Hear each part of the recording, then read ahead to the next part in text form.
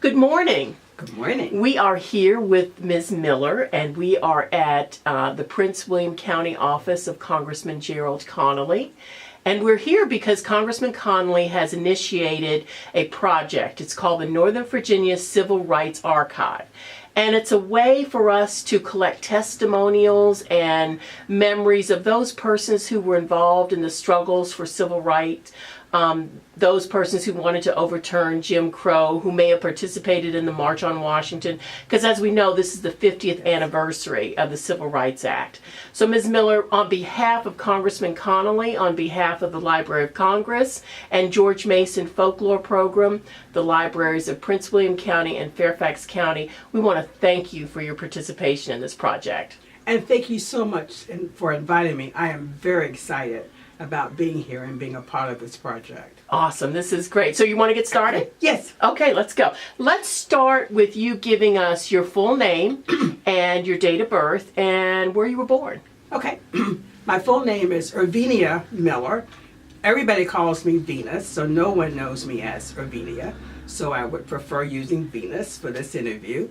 I was born in 1946 in Portsmouth, Virginia. I'm one of those real rare Virginians who actually was born in the state of Virginia.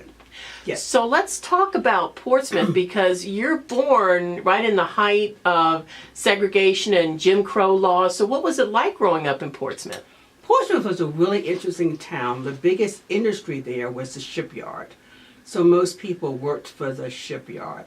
I've got a couple of great memories, from that particular time. As an African American during that time, there were no buses to schools. Schools were still segregated in the city. And so me, my family, my friends, and I would walk to school. In order for us to get to I.C. Norcom High School, we had to walk through the all-white neighborhood of Swanson Homes. In doing that, almost every single day, we were confronted, either physically confronted with fighting and being beaten, or with people spitting on us and people calling us all kinds of names that you can't even begin to imagine. And these were mostly the children who were doing this. And there were also a few adults there to taunt us also. But we had to walk that gauntlet every single day of school. There may have been a couple of days the people took a break, but most of the time they did not. And we had to walk there to get to middle school as well as high school. Wow. So what was the community as a whole, as a large like? What I assume the community was segregated and Yes. accommodations were segregated. Can you talk about a little bit about that? Sure, I'd be happy to. Everything was segregated, and because my family protected us, we did not understand what that meant until we got much older. We just knew there were certain places we could not go. We knew we could not go downtown to the movies. We knew that we had to go uptown to the little African American community that was, sometimes the projector was broken and you couldn't see the films all that well, and popcorn obviously was stale, and the conditions were not the best. We also could never eat in a restaurant like we do here. There's no way we could walk into a restaurant and expect to be served. It just didn't happen. And then of course, there was no way we could go and check into a hotel. That was absolutely impossible, to do. So as we traveled or wanted to have fun, we had to self-contain ourselves in our own neighborhoods. We could not go out of our neighborhoods for any kind of entertainment. So you talked too about when you would take vacations or you would travel Yes. to other places, I think New Orleans Yes. and South Carolina. Yes. Can you talk a little bit about that experience? Sure, that was a real interesting experience. Of course, as a child, we just knew we were having fun. As we got older, I realized that it really wasn't fun. It was our parents protecting us. We only traveled by private car. We would borrow a car from some family member, and we would drive down to, let's say, our uncle's farm in North Carolina. For that trip, we were told we could not use any of the public restrooms. We could not use any public restrooms. So my mom always said, make sure you go to the bathroom before you leave. okay, the house. So we had to do that. And she always spent the night before packing a lunch for us. So she would fry chicken, bake bread, make sandwiches, bake cakes, and that was our lunch. And at some point during the trip, or a couple of points during the trip, we would stop on the side of the road and would have a little picnic at that time, which we thought was fun. We, of course, realized that other people were stopping at restaurants. The whites were stopping at restaurants, but we could not stop there because we would be passing them on the road, but knew we couldn't stop. And of course, we could not stop to go to the restrooms at all. That was just impossible. So should we had to go, we ended up having to go back in the woods, okay, and not to a public inside bathroom at all. So it was just a real difficult time, okay, as we traveled. If my father got tired on the road, he would have this game he played with the children, and we'd had to see who could stay awake the longest, because he would sleep for about 2 hours. And of course, he didn't want to sleep any longer than that because he was afraid that someone would come and snatch us or get us or beat him or beat us because he was pulled over on the side of the road.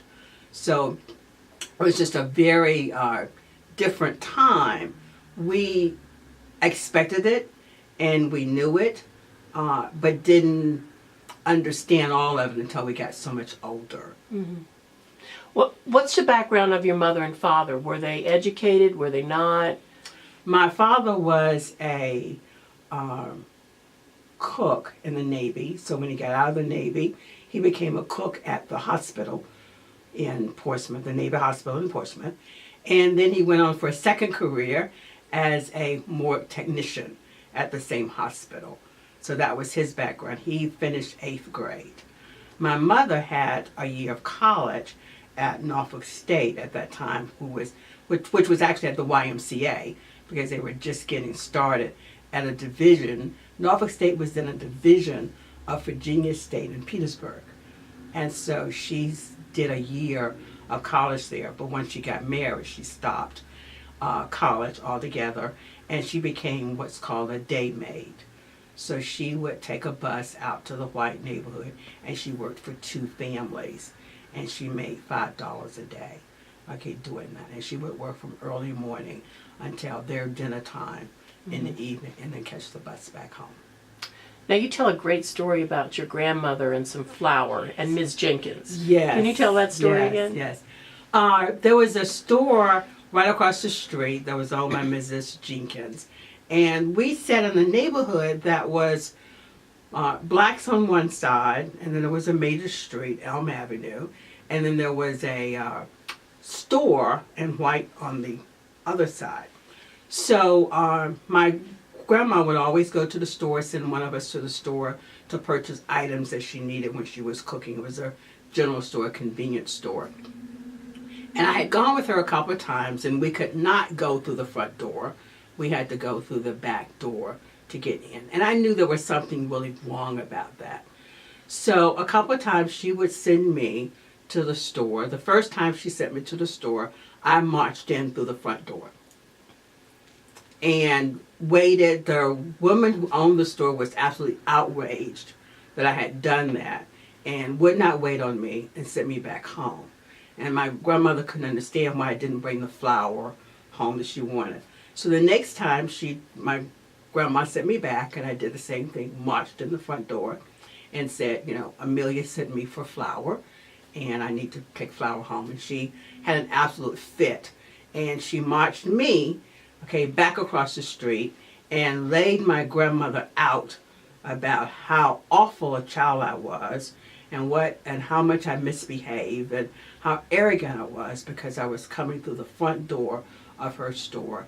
And she knew, my grandmother knew that no N, use the N words, were not allowed to come to the front door of her store. And because of that, what my grandmother said, we will no longer use your store. So my grandmother stopped using her store, and we would go to the store that was probably about 3 blocks away in the African American neighborhood. The food and things in that store were usually stale and not the best, but she decided she would do that as opposed to going back to the white store. I didn't understand the impact of that for a long time. But I was so grateful that she defended my behavior. Yeah. Now, in your family nucleus, there were a lot of people that lived in one home, correct? Yes, Can you talk about absolutely that? correct. We had what was known as the big house. And this was the starter house for everyone who got married. So my uncles who lived there as teenagers and growing up as children there, when they would venture off and get married, they would bring their wife back to the big house and would stay there until they could afford to get a place of their own. And so we had a really wonderful mixed age group, mixed families, and again, what we call the big house. And there was space there for everyone, okay, in the house. And it was great because we didn't have babysitters, okay, back then. When you had to go somewhere, there was always someone home, okay, to watch you as a child. So it became fun to have those many people in the house. And as I started to go to school myself and learn more about family units, I understand how important that family unit was for everybody there in the family. Do you think it helped to buffer against the Jim Crow laws? Did it give you all a sense of community within this large house? Oh, absolutely, because we were the right family, okay, and therefore people in the community knew us as that. So we could play baseball by ourselves because we had enough people to form our own baseball team within the neighborhood. So, and I know now that both my uncles and my aunts and my grandmom and my parents were really buffering us as children from all that was going on. Okay, so we would not